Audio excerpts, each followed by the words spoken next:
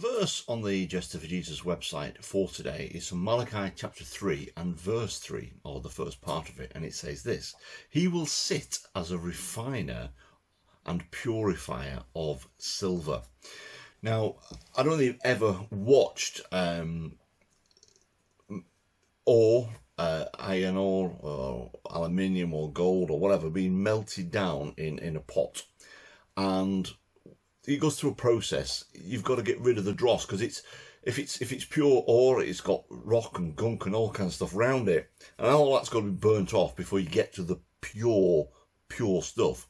I once watched some aluminium, and it had been repurposed. It would have been taken off something else, was being melted down, and you would think it'd be pure aluminium, but actually it wasn't, because what kept bubbling to the surface was dross, and you'd scrim it off and chuck it on the floor and get rid of it, and you can never use that again. It's just rubbish.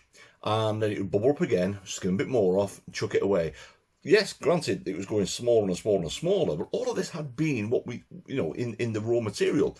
All the rubbish was skimmed off, and what was left was the pure aluminium. And it was really nice to watch this whole process. And I can imagine that with silver, imagine that with gold, imagine that with other metals.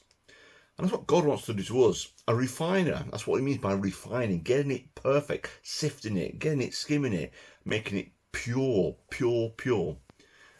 God wants to do that with our hearts.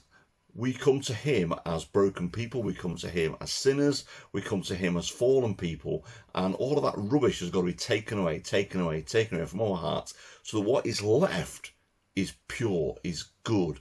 And it's a process. In the process of taking off the stuff from the aluminium, as I've just referred to, it's a process, and it's a long process. It can be a hard process, and it can, you go through some hot temperatures to do this. It's a hard process, but God is in the process of doing that with all of us.